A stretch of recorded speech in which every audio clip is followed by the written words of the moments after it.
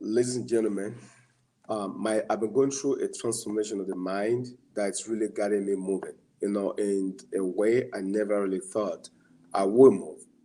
So I sat down with my mentor today, this week. That's Patrick Bet David. I have nothing but love and respect for him, and what he did for me was pretty amazing. I wanted to understand more about the transformation of the mind, capitalism, and all capitalism represents and what it stands for. But I wanted that to peel the onion at a deeper level. And I'm going to share with you exactly the power of capitalism and the reason why I've always believed, that capitalism and entrepreneurship rules the world. I always believe that. So, what are the negative things people say about capitalism? Okay, and one of the biggest concern people have really about capitalism is something we call. Most people are very concerned about freedom. They really, really are. And what I mean by that is this: some people 100% believes that capitalism, it's evil. But if you ask them why do you believe capitalism is evil, they truly and honestly can give you a clear answer. Most people cannot. The pros and cons, they can't give you answers. And the reason why is because no one truly and indeed, unless you really study this, most people talk on the surface level. They say firms get monopoly, which I mean, that one like it's a power to exploit the consumer. They talk about firms with monopoly can pay low wages, which of course can affect the quality of life of people. They talk about externalities, such as environmental damage, pollution, etc. They tends to large inequality that they talk about. The rich gets richer, the poor get poorer. If you hear that a lot, and that's what they say about it. So okay, so the more I do the research, the more I realize, that as a matter of fact, it is the way of life. It's the only way, if you ask me, in which an advanced society can truly keep a very competitive, incentivized set of people. So there's incentives to be rich and to be wealthy, which encourage innovation. Firms have incentives, obviously, to be very efficient because if I'm running a company, I have competition, I have to be good at my game. So therefore, I am propelled to give my best.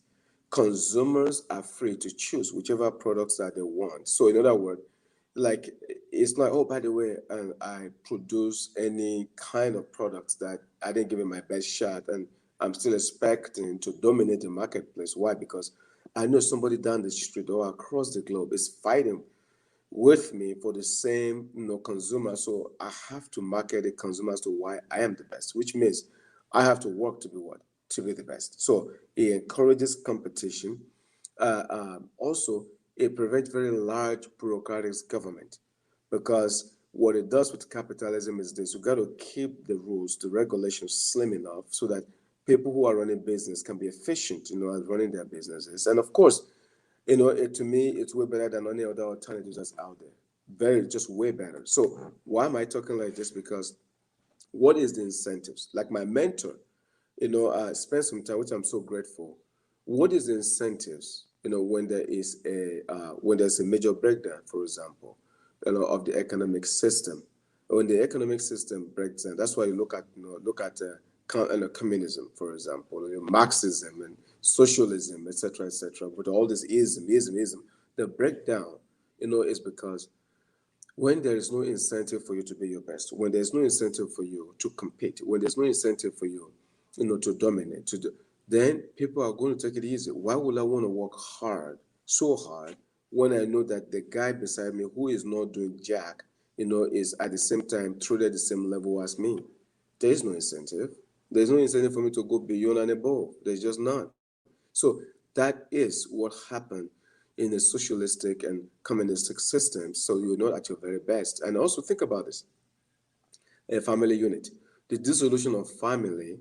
It's one of the things that it's very mind-boggling. Here's what I mean by this. Okay, imagine if you have a welfareism state, like we do have in many advanced society, where socialism promotes the idea of, okay, hey, by the way, hey, take this money there, let me support you there, let me do this, let me do that. Which, by the way, I'm not knocking it down, the support part, but here's the issue though.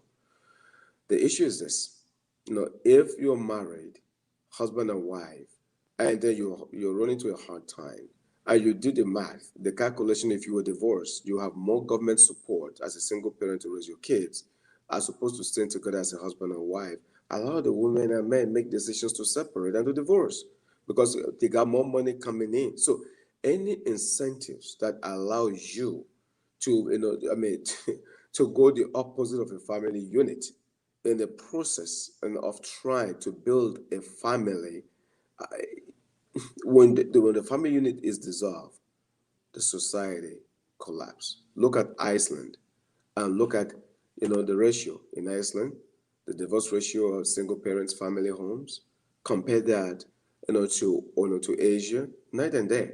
So the boom you're seeing in economy in Asia today, in China to be precise, I mean, you don't think family unit has something to do with that? Anyway, I can go on and on. It's very arguable points I'm making here, but this is just a start of so many I'm going to be doing.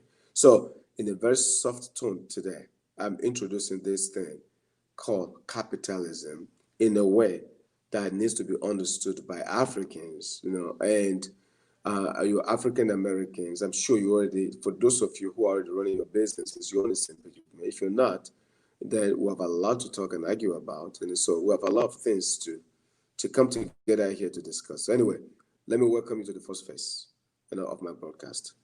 Always work like it's up to you, and always, definitely pray like it's up to God. Talk to you guys soon. Bye now.